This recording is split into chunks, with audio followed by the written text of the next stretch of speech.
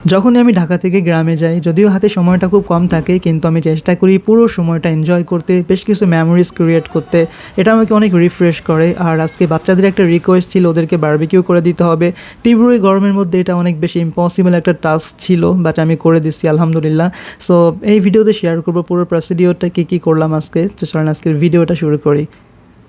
মূলত বারবিকিউ করার জন্য আমাদের বেশ কিছু জিনিস কেনাকাটা করতে হবে, যার কারণে আমরা চলে যাচ্ছি বাজার করতে। আর আজকে বাজারে গিয়ে আমরা কেনাকাটা করব চিকেন, তারপরে বেশ কিছু ইনগ্রিডিয়েন্টস লাগবে, যদি ওরকম কিছু আমার কাছে নাই, যার কারণে আমাদের সব কিছুই কিনতে হবে। সো আমরা একটা মুরগির দোকানে চলে আসছি, আর এখান থেকে আমরা একদম মিডিয়াম সাইজ, যেটা 1.5 কিলোগ্রাম যেই মুরগিগুলো আছে সেগুলো কিন্তু আমরা নিলাম এখান থেকে 2টা।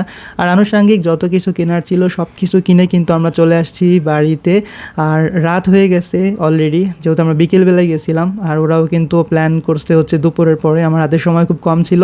আর এখন যেটা করতেছি, আমি কিছু শিক রেডি করতেছি, যেটা আমাকে হেল্প করবে মুরগিগুলোকে হ্যাং করতে আগুনের উপরে। আর বেশ কিছু শিক কিন্তু আজকে বানাইলাম, মোটামুটি 10-12টার মতো বানাইছি।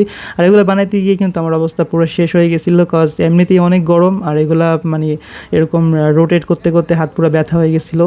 আর এর মাঝে আমরা যেটা করলাম যে একদম একটা চুলা বানাইছি, কি বলবো, এটা আমি নিজেই অবাক হয়েছি বানানোর পরে যে আমি এটা কী বানাইলাম। ইট দিয়ে বারবিকিউর স্টপ করছি আজকে। আর এটার মধ্যে দিচ্ছি খড় দিচ্ছি, কারণ এর আগে বৃষ্টি হয়েছিল, যার কারণে একটু ওয়েটই ছিল প্লেসটা। আর এটা দেওয়ার কারণে হবে কি যে ড্রাই হয়ে যাবে, আর আগুন জ্বালাতে বেশ সুবিধা হবে। দেখেন কি পরিমাণ রাত হয়ে গেছে, আর এর মধ্যে কিন্তু আমরা এটাতে পুরো খড় দিয়ে একদম অনেক বেশি আগুন জ্বালাই দিচ্ছি, যার কারণে কিন্তু এটা ওয়ার্ম আপ হচ্ছে। সো ওয়ার্ম আপ সেশন শেষ হওয়ার পরে কিন্তু আমরা এতে চারকোল দিব। আবার আজকে চারকোলটাও যে খুব ভালো তাও না, ওইগুলোও কিন্তু একদমই ভেজা ভেজা, যার কারণে বেশ প্রবলেম হইতেছে আজকের আগুন জ্বালানোর জন্য। যদিও আমি আজকে বেশ খানিকটা কেরোসিন ইউজ করব এটাতে, কারণ এটা ছাড়া আসলে এটা অসম্ভব হবে, অনেক বেশি কষ্ট হবে, অনেক টাইম কনজিউম হবে। আলটিমেটলি হয়তো খাবারটাই পরে ভালো হবে না, যার কারণে এই চারকোলের আগুনটা সব থেকে ইম্পর্টেন্ট একটা বারবিকিউ বা এই ধরনের কোনো কিছু করার জন্য।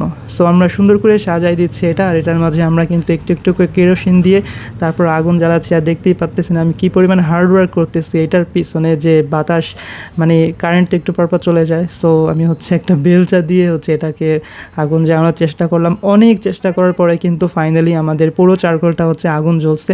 আর এখন আমরা শিকের মধ্যে চিকেনগুলোকে সুন্দর করে গেঁথে গেঁথে তারপরে দিচ্ছি। আর এটাতে একটা ভালো লাগছে। নর্মালি আমরা তো একটা নেটের উপরে করি, বাট আজকে যেটা করলাম যে শিকের মধ্যে দিচ্ছি। বাট এটা যদি আমি সিঙ্গেল একটা শিকে দিতাম তাহলে এটাকে আমি রোটেট করতে পারতাম না, যেহেতু আমি ডাবল শিক ইউজ করছি, যার কারণে আমি খুবই ইজিলি কিন্তু এটাকে রোটেট করতে পারবো। আর এটা আমার জন্য বেশ হেল্পফুল ছিল, কারণ একা একা দেখা যায় যে এটা অনেক প্রবলেম হয়ে যায়। আর আগুনের এত কাছে হাত নিয়ে তারপরে বারবার ঘোরানো, বা এটা আসলে অনেক কঠিন একটা কাজ। যাই হোক, আলহামদুলিল্লাহ খুব সুন্দরভাবেই কিন্তু আমাদের আগুনটা জ্বলছে, এবং চিকেনটা কিন্তু খুব সুন্দর করে বয়েল হচ্ছে, এবং আস্তে আস্তে কিন্তু স্মোক একটা ভাইবস চলে আসছে। আর এখন আমাদের বারবিকিউ প্রায় শেষের দিকে, আলহামদুলিল্লাহ খুব সুন্দর হয়েছে। আর একটা প্রবলেম হয়েছিল, সেটা মাঝে বৃষ্টি আসছিল। আমরা একটা ছাতা দিয়ে একটা শেড তৈরি করছি, যার কারণে বৃষ্টিটা আমাদের ডিরেক্ট আপনার চিকেনের উপর পড়ে নাই, আমাদের গায়ের উপর দিয়ে গেছে। আলহামদুলিল্লাহ দোয়া করতে করতে বৃষ্টিটাও চলে গেছে, আর আমাদের কাজ একদম শেষ, রান্নাবাড়া সব কমপ্লিট। আর এর মাঝে কিন্তু আমরা বলছিলাম যে আজকে লুচি দিয়ে বারবিকিউ খাবো, যদিও অনেকে বলছিল যে নুডলস খাবে, বাট ওইটা একটু ডিফিকাল্ট ছিল, যার কারণে কিন্তু আমরা আজকে লুচি দিয়ে বারবিকিউ খাবো ইনশাল্লাহ।